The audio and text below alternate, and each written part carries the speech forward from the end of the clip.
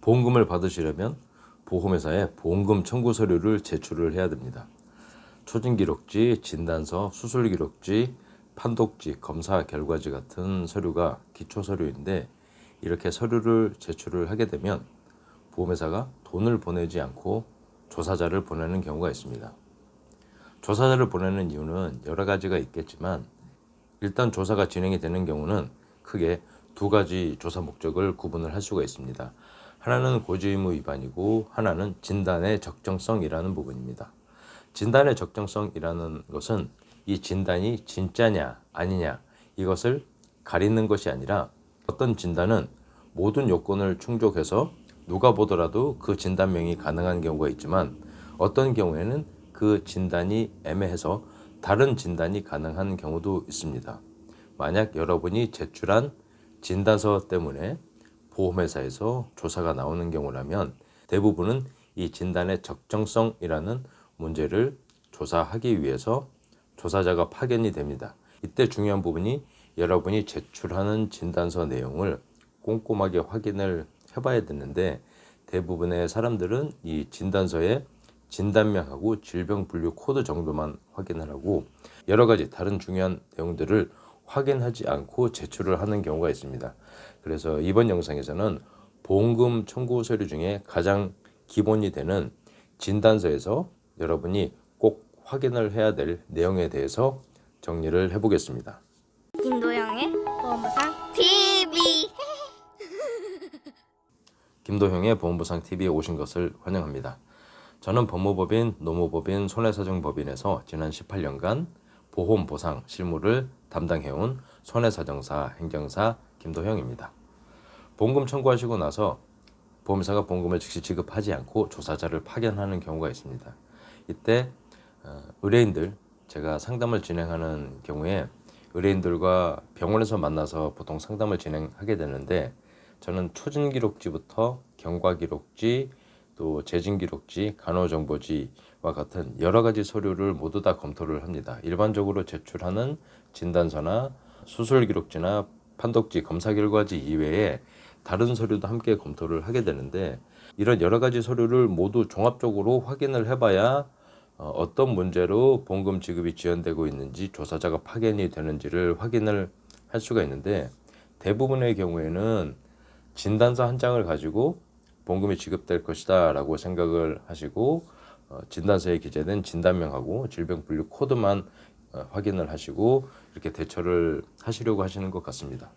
그런데 문제는 진단서 한 장만 하더라도 그 진단서 안에 여러 가지 내용이 기재가 되어 있습니다. 이런 내용들은 언뜻 보면 중요하지 않은 것으로 그렇게 인식이 될 수 있지만 사실은 진단서 안에 있는 그 내용들 하나하나가 모두 다 보험과 관련을 해서는 굉장히 중요한 내용들입니다. 어쩌면 병원이나 의사 입장에서는 그렇게 중요한 게 아닐 수 있지만 보험과 관련된 부분, 돈과 관련된 부분에서는 이런 요소들이 굉장히 중요한데 많은 분들이 이런 부분들을 확인을 하지 않고 보험회사에 서류를 제출을 하고 있습니다. 그래서 이번 영상에서는 많은 분들이 놓치기 쉬운 진단서 안에 꼭 확인을 해야 될 세 가지 중요한 내용에 대해서 정리를 해보도록 하겠습니다. 보험 보상에 대한 유익한 정보 필요하시다면 지금 보고 계신 이 채널을 구독하시면 됩니다. 첫 번째, 많이들 놓치는 부분입니다.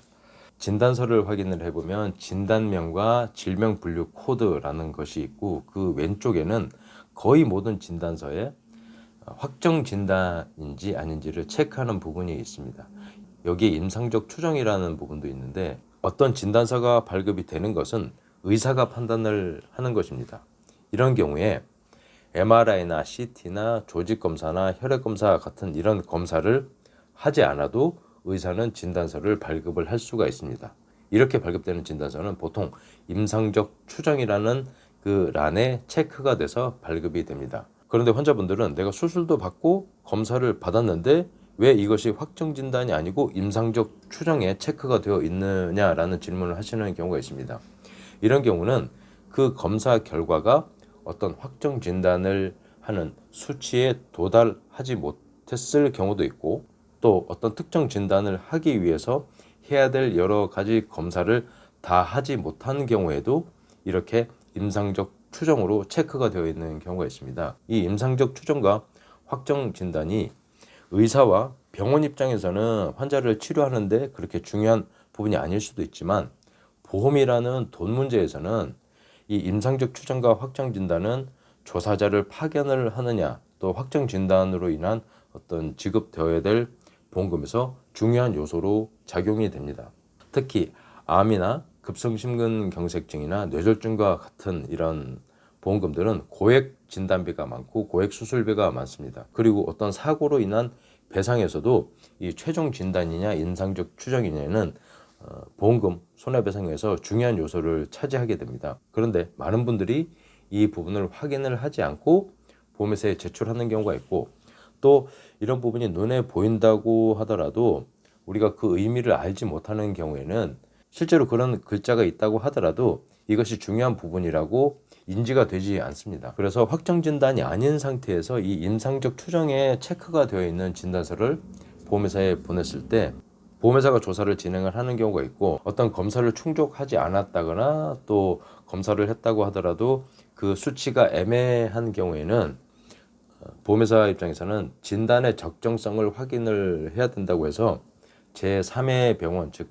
의료 자문을 통해서 이것을 확정 지으려고 하는 그런 경우가 있습니다. 그래서 여러분들이 보험회사에 어떤 진단서를 제출을 하는 경우에 진단명과 질병 분류 코드도 중요하지만 이것이 확정이냐 아니면 추정이냐라는 부분도 중요하기 때문에 제일 왼쪽 란에 기재된 임상적 추정이냐 확정 진단을 반드시 확인을 해서, 확정 진단이 아닌 경우에 임상적 추정인 경우에는 반드시 확정 진단으로 정리된 그런 진단서를 제출을 해야만 보험금 지급 거절이 되는 위험을 줄일 수 있습니다.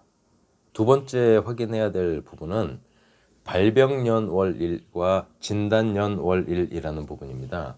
진단서를 발급을 받으시게 되면 맨 아래쪽에 그 진단서가 발급된 날짜가 나오는데, 그거 말고 진단명 밑에 보면은 발병연월일과 진단연월일이라는 것이 있는데, 이것이 중요한 이유는 어떤 보험이든 보험 기간 내에 발생한 사고나 질병에 대해서만 보장을 합니다.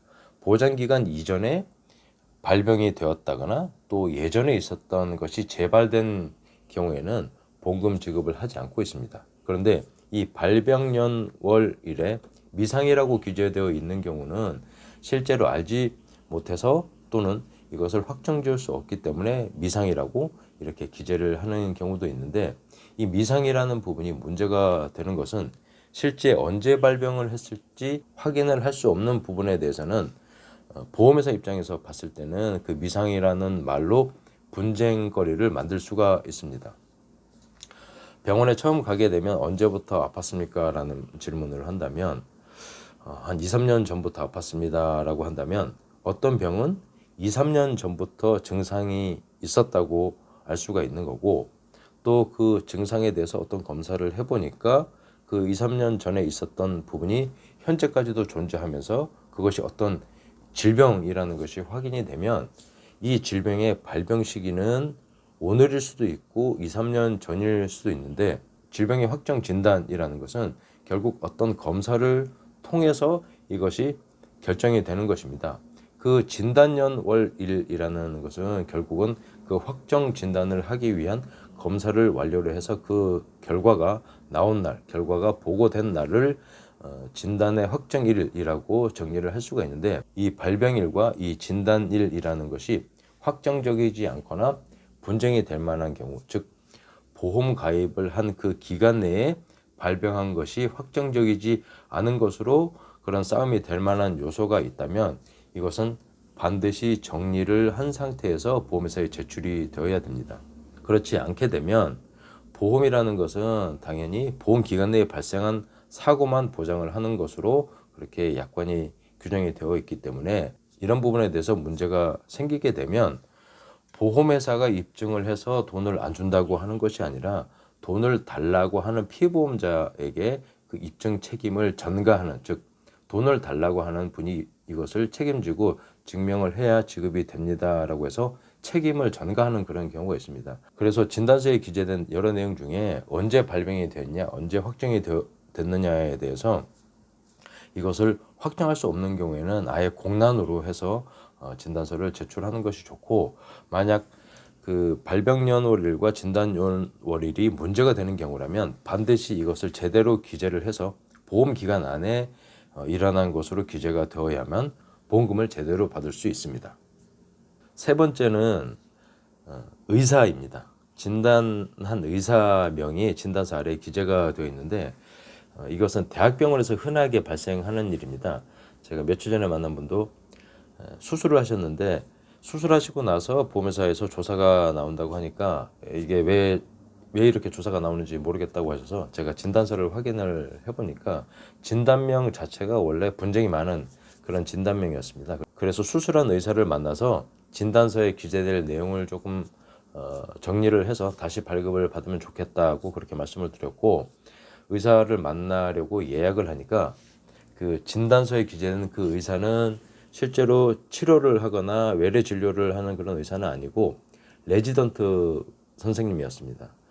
보통 일반 의사라고 하는데 대학병원에 여러분이 가게 되면 진료하는 의사가 있고 또 수술하는 의사가 있고 약을 처방하는 의사가 있고 또 항암 치료나 어떤 치료를 하게 되면 그 치료하는 의사도 다른 경우가 있습니다.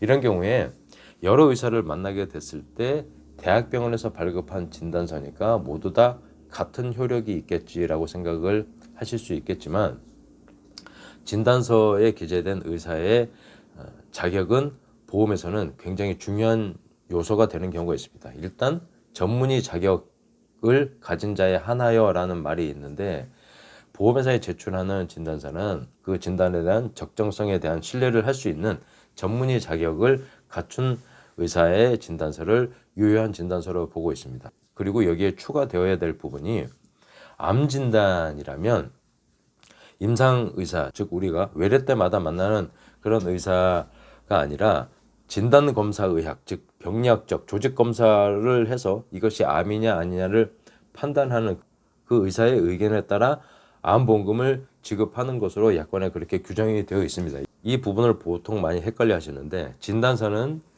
의사면 누구나 발급을 할 수 있지만 보험에서 그 효력이 있는 진단서는 전문의 자격증을 가진 의사의 진단서가 효력이 있습니다. 그리고 암인지 급성심근경색인지 뇌졸중인지 또 후유장애 진단 같은 경우라도 각각의 보험마다 그 자격을 구분해 둔 그런 경우가 있습니다. 그래서 진단서를 발급을 받으실 때는 대학병원에서 발급한 진단서니까 모두 오케이다 라고 생각을 하시지 마시고, 어떤 의사한테 진단서를 받아야 되는지, 또 내가 받은 진단서는 어떤 의사가 발급을 해준 것인지를 반드시 확인을 해야만 보험금 지급을 잘 받을 수 있게 됩니다. 진단서와 관련된 부분이나 보험금 청구와 관련된 문제점이 있는 경우에 병원에서 제가 의뢰인들을 만나서 상담을 진행해서 어떤 부분이 문제가 됩니다 라고 말씀을 드리면 대부분은 이해를 하십니다. 그러면 이것을 어떻게 해결을 할 것인가 라는 부분인데, 진단서 수정하면 됩니까? 라는 질문을 하시는 경우가 있습니다. 진단서는 수정을 하는 것이 아니라 새로 발급을 받는 것입니다. 여러분이 병원에서 진단서를 발급받아서 나오는 순간 그 서류는 모두 병원 전산에 기록이 됩니다. 보험회사에서 조사를 나갈 때 과거 기록을 함께 확인을 하게 되는데, 그동안 그 병원에서 받았던 진단서나 소견서도 함께 4번 발급을 요청하는 경우가 있고, 이렇게 요청을 하게 되면 과거에 받았던 모든 서류를 다 보험회사가 확인을 해볼 수가 있습니다. 그래서 진단서는 한 번 받을 때 제대로 받는 것이 중요한데, 만약 보험 요건에 맞지 않는 그런 진단서라고 판단이 되어서 이것을 보험 요건에 맞는 진단서를 발급을 받는 경우, 즉 새로 진단서를 발급받는 경우에는 한 번에 진단서를 제대로 받는 것이 중요하고, 그 요건을 모두 다 갖춘 진단서를 발급받는 것이 중요하기 때문에, 이런 경우에 만약 문제가 생긴 진단서가 있다면 어떤 부분이 문제가 있는지를 꼭 확인을 해서 어떤 부분으로 고쳐져야 될지, 어떤 부분으로 수정되어야 내가 보험금을 잘 받을 수 있는지를 먼저 체크를 해서 정리를 한 다음에 주치의사를 만나서 진단서 발급을 요청을 하는 것이 보험금을 잘 받는 진단서 발급 방법, 또는 수정된 진단서를 발급받는 방법이라고 말씀드릴 수 있습니다. 보험 보상에 대한 유익한 정보 필요하시다면 지금 보고 계신 이 채널을 구독하시면 됩니다.